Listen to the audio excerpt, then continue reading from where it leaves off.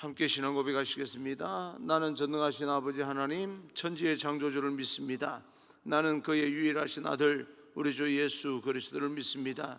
그는 성령으로 잉태되어 동정녀 마리아에게 나시고 본디오 빌라도에게 고난을 받아 십자가에 못 박혀 죽으시고 장사된 지 사흘 만에 뼈 가운데서 다시 살아나셨으며 하늘에 오르시어 전능하신 아버지 하나님 우편에 앉아 계시다가 거기로부터 살아있는 자와 죽은 자를 심판으로 오십니다.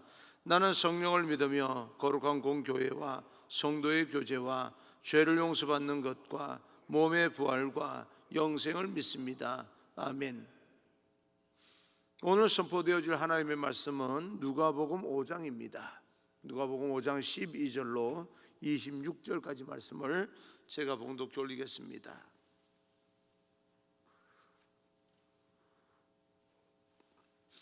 누가복음 5장 12절부터 26절까지입니다.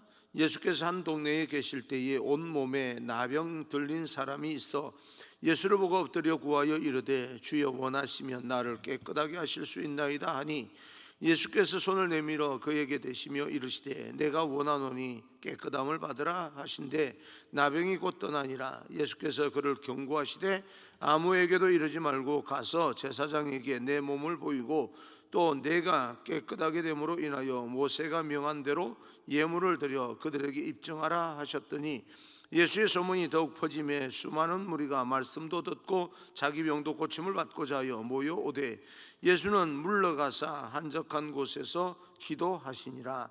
하루는 가르치실 때에 갈릴리의 각 마을과 유대와 예루살렘에서 온 바리새인과 율법 교사들이 앉았는데 병을 고치는 주의 능력이 예수와 함께 하더라. 한 중풍병자를 사람들이 침상에 메고 와서 예수 앞에 들여놓고자 하였으나 무리 때문에 메고 들어올 길을 얻지 못한지라 지붕에 올라가 기와를 벗기고 병자를 침상째 무리 가운데로 예수 앞에 달아내리니 예수께서 그들의 믿음을 보시고 이르시되 이 사람아 내 죄 사함을 받았느니라 하시니 서기관과 바리새인들이 생각하여 이르되 이 신성 모독하는 자가 누구냐 오직 하나님 외에 누가 능히 죄를 사하겠느냐.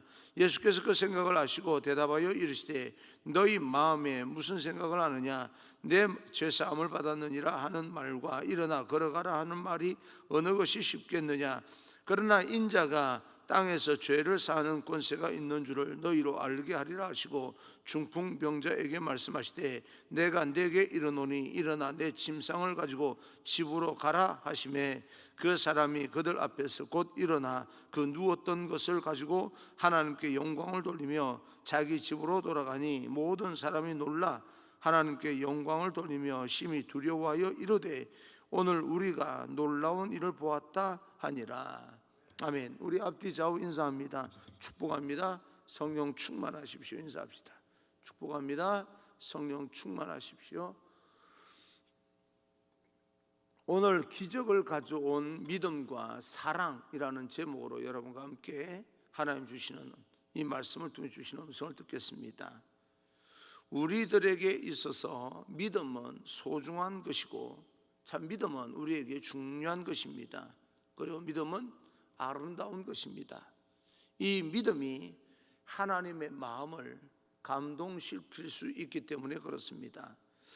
하나님도 우리가 큰 믿음을 가지고 있을 때 감동을 받으십니다. 큰 믿음이라고 하는 것은 뭐 어떤 부피가 큰 그런 의미보다는 어떤 상황 가운데서든 하나님을 믿는 그 믿음을 이야기할 것입니다. 절대적인 믿음 말입니다. 그리고 우리에게 그 믿음에 따라서 하나님께서 축복해 주십니다. 오늘 성경에 나타난 그 하나님의 축복을 우리는 한번 살펴보고자 합니다. 오늘 말씀은 한 나병 환자가 주님을 만남으로 일어난 사건의 이야기입니다. 한센병이라고 이야기하죠.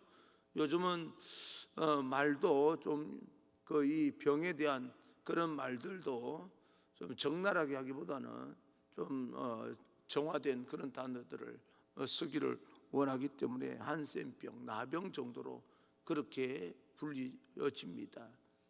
옛날에는 뭐 한센병, 나병 이런 것보다 적나라하게 문둥병 뭐 이렇게 이야기를 했는데 요즘은 한센병 이렇게 이야기를 많이 합니다. 무서운 병이죠. 건강한 사람이 가까이 다가갈 수 없고 격리 생활을 해야 됩니다. 뭐 2주 격리하는 것도 어려울 텐데 우리 요즘 이건 뭐 영원히 죽을 때까지 격리해야 됩니다. 가족도 같은 집에서 절대 살 수가 없고 자기들끼리 모여서 살 수밖에 없는 저주병입니다. 그런데 예수님께 가까이 나아오고 엎드렸고 대화한다는 것은 나병이 성한 사람과 대화하는 것도 사건입니다. 그런 면에서 주님은 참 대단하시다라고 생각하고 또 이 나병 환자는 감사하고 그런 어떤 태도들 그리고 결국은 주님께서 치료해 주십니다. 손을 내밀어 그에게 대시며 그 나병 환부를 만지시고 치료해 주십니다. 대단한 거죠. 이런 나병 환자도 성한 사람과 이 조금도 다름없이 만나서 대화하고 가까이 해주고 터치해 주시는 예수님. 유대인들은 나병 환자가 가까이 오면 돌을 던지고 쫓아버립니다. 그것도 모자라면 죽입니다.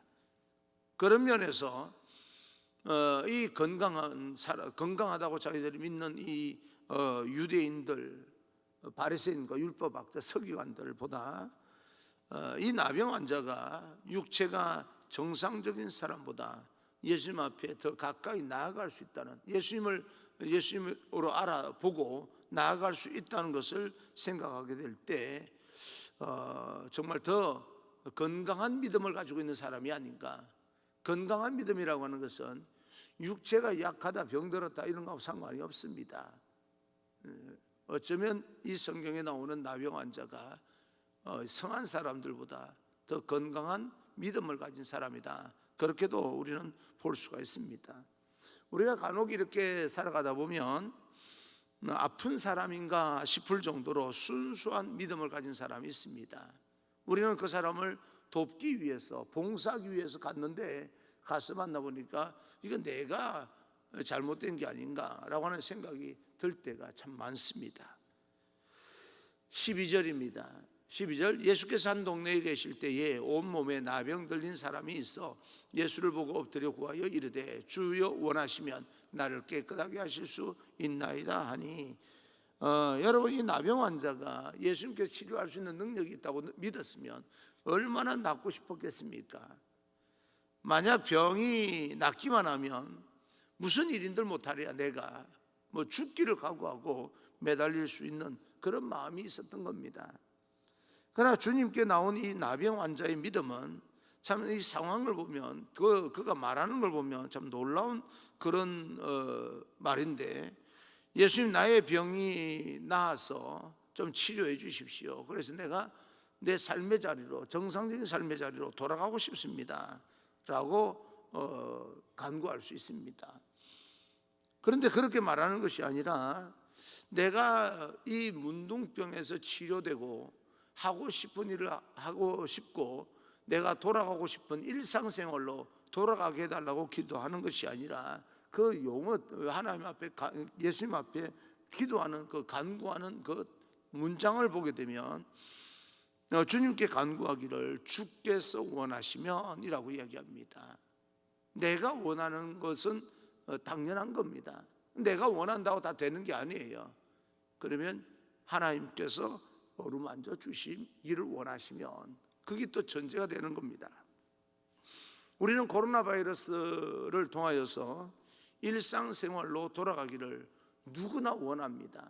원하지 않는 사람이 없습니다. 그죠? 그건 당연합니다. 그러나 일상생활로 돌릴 수 있는 분은 우리가 아닙니다. 백신을 맞는다고 돌아갈 수 있다고 생각하지만 천만에요. 하나님께서 돌리셔야 됩니다.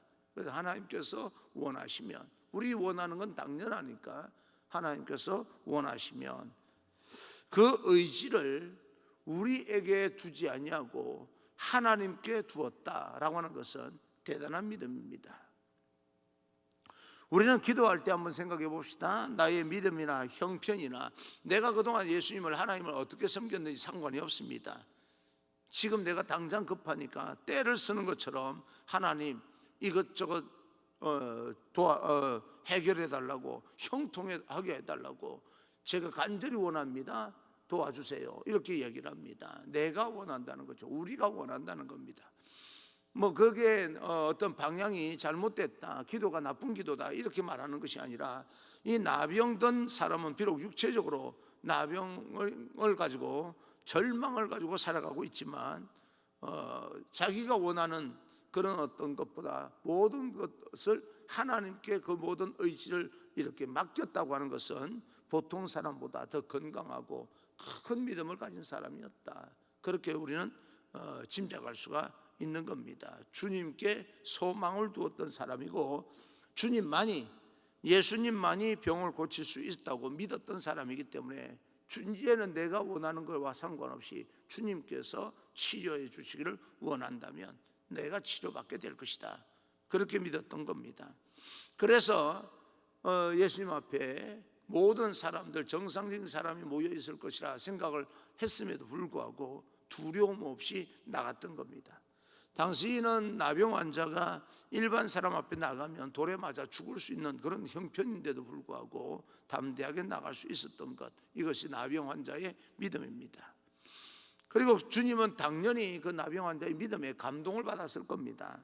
하나님께서 그를 보시고 감동하셨다, 우리는 그렇게 그 분위기를 보면서 짐작을 할 수 있는데, 보통 경우 주님은 내가 너에게 무엇을 하여 주기를 원하느냐라고 물으십니다. 내가 그렇게 너의 병을 고칠 수 있는 그런 능력이 있다고 믿느냐라고 이야기하면, 주여 내가 믿나이다, 그러면 너의 믿음대로 될지어다, 이렇게 이야기를 하는데 그런 거 묻지 않습니다. 왜냐하면 문둥병자는 이미 예수님께 그 주여 원하시면이라고 하는 그 말 단어 가운데 주님께서 나의 병을 치료하실 수 있는 능력이 있습니다 라고 하는 고백이 담겨져 있기 때문에 물을 필요가 없는 거죠. 그래서 내가 원하노니 나도 원한다 이거예요. 그래서 깨끗함을 받으라. 여러분, 하나님께서, 예수님께서 여러분들이 이 땅에서 축복을 받으며 잘 살기를 원하고 계십니다. 염려하지 마십시오. 여러분이 간절히 원하는 만큼 하나님도 원하고 계신다는 겁니다. 그러나 내가 그 문제를 해결하는 그런 어떤 주체가 되는 것보다 하나님께서 내 인생의 문제를 해결하는 그 주체가 될 수 있도록 그 모든 것을 맡기는 것이, 그런 믿음이 중요합니다. 아브라함도 하나님을 감동시킨 적이 있습니다. 독자 이삭을 모리아 산에 가서 번제로 드려라 라고 하는 말씀에 순종합니다. 실제로 이삭을 번제로 드리려고 하는 순간에 하나님은 아브라함에게 감동을 받으시고 아브라함아 아브라함아 그렇게 멈추라는 거예요. 하나님은 우리의 연약한 체질을 알고 계십니다. 우리가 365일 주님을 항상 잘 섬기고 예배 드린다고 하는 것 쉬운 일이 아닙니다. 그런데 그 중에라도 한 번이라도 우리는 하나님을 감동하게 만들 수 있는 믿음을 가진다는 것 대단히 중요한 이야기입니다. 매 순간순간 하나님을 감동시킬 수는 없지만 그래도 어떨 때 한 번이라도 하나님의 마음을 감동하게 만든다는 것, 그 큰 믿음인 거죠. 저는 오늘 우리 모두가 성경을 묵상하면서 오늘 나의 영적인 그런 어떤 상태, 정신적인 어떤 상태가 오히려 병든 상태에 육체적으로 건강하지 못한 사람들보다 내가 더 나은 상태인가 라고 하는 것도 한번 살펴볼 필요가 있습니다. 나는 여러분과 제가 마음과 몸과 영적인 모든 면에서 건강한 자가 되기를 주님 이름으로 소망합니다. 정신적으로 영적으로 건강한 모습으로 주님의 마음을 감동하게 만든다면 우리 삶에 놀라운 변화가 일어나게 될 것입니다. 세상을 변화시키는 하나님의 사람이 된다라고 하는 것인데요, 오늘 본문의 말씀은 예수님과 나병 환자 그리고 몇 사람의 대화로 보는 것보다 온 인류가 받아야 될 위대한 메시지다, 그렇게 볼 수가 있습니다. 17절입니다. 17절 하루는 가르치실 때에 갈릴리의 각 마을과 유대와 예루살렘에서 온 바리새인과 율법 교사들이 앉았는데 병을 고치는 주의 능력이 예수와 함께 하더라. 예수님 병 고치는 능력이 있어요. 지금 주님을 그렇게 힘들고 어렵게 만드는 유대인들이 함께 앉았다라고 이야기를 합니다. 각처에서 몰려온 거예요. 설교를 할 때 가장 어려운 그런 경우가요, 내게 하나님께 어떤 말씀을 주실까라고 하는 그런 태도로 앉아서 듣는 것이 아니라 무슨 말을 할까 하고 이렇게 째려보는 사람이 곳곳에 앉아서 나를 불꽃 같은 눈 주고 쳐다보면요, 설교가 부담스러워요. 분명히 뭔가 저 사람은 나를 시험코자 왔을 텐데, 흠잡기 위해서 왔을 텐데, 점수 매기로 왔을 텐데, 그렇지 않습니까? 점수 매기로 왔을 텐데, 그런 어떤 태도를 가진 사람들 앞에서 설교한다는 것은 굉장히 쉽지가 않습니다. 예수님도 자기를 힘들게 만드는 사람들 모여서 함께 이렇게 앉아 있는 그런 상황입니다. 몇 사람이 한 중풍병자를 데리고 왔는데 사람이 너무 많은 겁니다. 그래서 그들은 지붕에 올라가 지붕으로 환자를 달아내리는 그런 아름다운 이야기입니다. 우리는 세상에서 사는 동안에 내 힘으로 해결할 수 없는 많은 어려운 일들이 있습니다. 일은 꼭 이루고 싶은데, 그죠? 그리고 이 사람은 주님을 꼭 만나게 만들고 싶은데 그럴 수 없는, 우리 스스로 예수님을 만날 수도 없고 이 문제를 스스로 해결할 수도 없는 그런 경우가 굉장히 많습니다. 그 누구도 해결해 줄 수 없는 상황, 또 만날 수 없는 상황. 당시 중풍병자는 그런 상황이었습니다. 스스로 나아가서 주님을 만나서 자기의 인생의 문제를 해결할 수 있는 상황이 아닙니다. 예수님이 병 고치는 능력이 있다고 소문을 들었은즉 그렇지만 자기 스스로 나가서 만날 수 있는 형편도 아니에요. 그런데 몇몇 친구들의 도움 받아서 주님 앞으로 나아가게 되었고 지붕을 내려서 주님 앞에 직접 이렇게 대면하게 된 겁니다. 주님을 만나게끔 만들어주는 그런 친구들, 지금은 내가 불편하고 또 이 친구들에 의해서 이렇게 가고 지붕을 내릴 때 환자는 더 불편하지 않겠습니까? 그렇지만 나를 위해서 그렇게 애를 써주는 친구를 만난다는 것은 대단한 행복입니다. 나는 여러분에게 그런 어떤 신앙의 친구들, 믿음의 친구들이 있기를 주님 이름으로 축복합니다. 우리는 인생을 살면서 우리 스스로 해결할 수 없는 문제를 두고 분명히 주님께 나아가야 해결할 문제를 가지고 있을 때 나를 주님 앞으로 인도해 줄 사람, 그런 사람을 위해서 기도하시기를 바랍니다. 내가 나를 도울 사람을 만나게 주옵소서. 그리고 여러분들도 그런 사람이 있으면 도와줄 수 있는 그런 사람이 되기를 바랍니다. 주님 앞으로 나아갈 때 문제 해결을 받을 수가 있습니다. 그래서 전도가 필요하고 그래서 또 선교가 필요한 겁니다. 낙심만 하고 있어서는 해결이 없습니다. 주님을 만나야 해결이 됩니다. 어떤 방법을 통해서도 주님께 기도해야 되고 주님을 만나야 됩니다. 그럴 때 주님은 우리를 위해서 준비한 기적을 베푸십니다. 이스라엘 백성들이 애굽 땅에 나올 때 그들의 신앙을 보면 안타까운 모습을 우리는 계속해서 반복해서 볼 수가 있습니다. 불평하고 원망하고 하나님을 거슬리는 그런 모습을 보여줍니다. 여러분, 불평하고 원망해서 해결될 문제가 전혀 없습니다. 그 어려운 발등만, 자기 앞에 있는 현실의 문제만 바라보고 미래를 바라보지 못하는 이 이스라엘 백성들, 소망의 하나님을 바라보면서 인내하고 좀 먼 곳을 바라볼 수 있는 영적인 통찰력을 가지고 있었더라면 이렇게 불평하고 원망하지는 않았을 겁니다. 그러나 하나님을 만난 사람은, 모세는 하나님을 호렙산에 만났기 때문에 홍해 바다가 두렵지가 않았습니다. 광야가 모세에게는요, 그 두려움의 대상이 아닙니다. 요단강도 두렵지 않았고 광야에 아무것도 없는 40년 앞에서 그 어떤 것도 모세는 두려워하지 않았습니다. 하나님 앞에 기도하면 하나님께서 이렇게 광야로 이끌어 주신 하나님께서 우리 인생의 문제를, 우리 민족의 문제를 해결해 주실 것이라고 믿었기 때문에 그렇습니다. 그러나 믿음이 없는 사람은 자그마한 일에도 걱정하고 근심하고 땅이 꺼져라고 한탄만 합니다. 오늘 성경은 불가능한 그런 상황 가운데서 믿음으로 극복하고 축복의 자리로 나아간 두 종류의 사람, 나병 환자, 불가능합니다. 가능하지 않아요. 치료가 그 불치병입니다.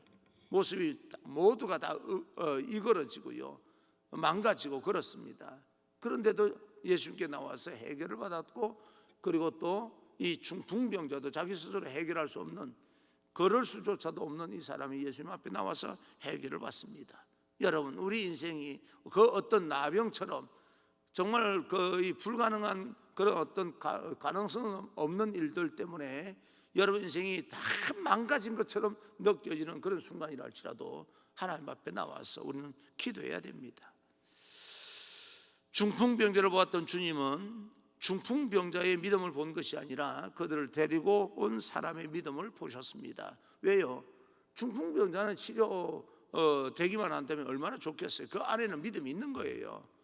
중풍병자의 믿음을 가지고 치료한 것보다는 데리고 나온 사람들의 그 열정과 그 열심과 믿음을 보시고 치료해 주시는데, 20절입니다. 20절, 예수께서 그들의 믿음을 보시고 이르시되 이 사람아 내 죄 사함을 받았느니라 하시니, 그들의 믿음을 보시고 이 도움을 주는 친구가 이렇게 중요합니다. 그래서 전도가 필요하고 말씀드렸듯이 선교가 필요한 거죠. 찾아가서 주님을 만나는 것이 필요합니다. 어떤 사람과 함께 살아가는 것이 굉장히 중요합니다. 한 사람을 전도하기 위해서 많은 사람이 뒤에서 협력해서 기도하는 것도 중요하고요.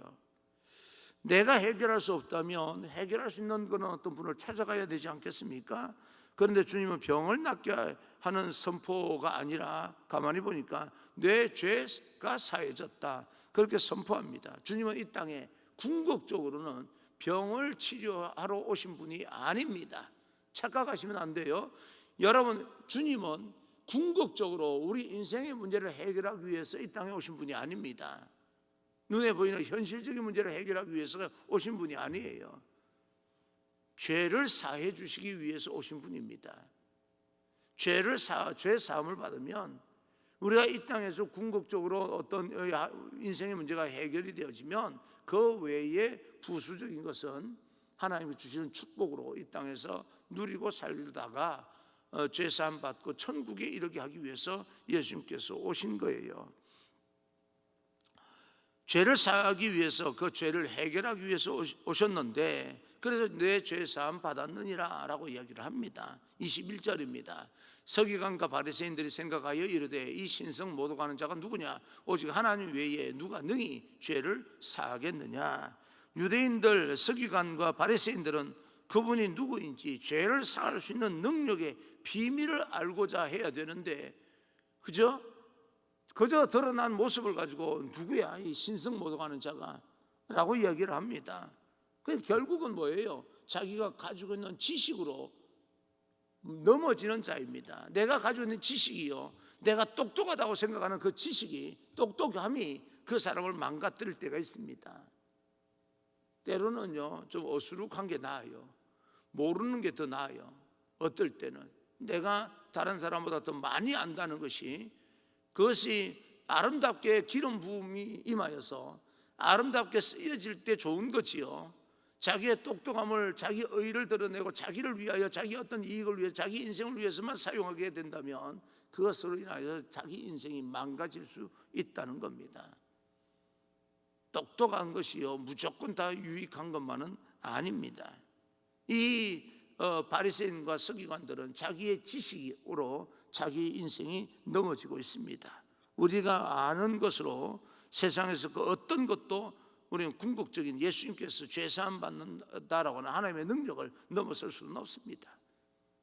내가 세상에서 그 모든 사람들보다 가장 똑똑한 지식을 가졌다 할지라도 하나님을 넘어설 수는 없습니다. 여러분, 뭐 법이라고 하는 것도 마찬가지로 법이 우리를 위해서 있는 것이지 법이 우리가 법을 위해서 있는 것이 아닙니다. 하나님의 말씀은 우리를 위해서 있는 거예요. 이 일을 위해서 하나님의 뜻을 분명히 깨닫고 많은 사람에게 하나님의 복음이 선포되어지고 병이 치유되어지고 죄가 사해지는 그런 하나님의 사역이 아름답게 쓰임받는 여러분의 인생의 모든 죄의 문제도 해결될 뿐만 아니라 여러분들도 그 하나님의 사역에 귀하게 쓰임받아 하나님의 나라가 더 온전히 세워지는데 귀중한 중요한 역할을 감당할 수 있는 중심에 서 있을 수 있는 그런 믿음의 사람 하나님의 백성이 바로 여러분 한 사람 한 사람 되기를 간절히 소원합니다. 그런 마음으로 그런 믿음으로 오늘 하루도 도전하며 살아갈 수 있는 그런 귀한 여러분 되기를 주님 이름으로 축원합니다.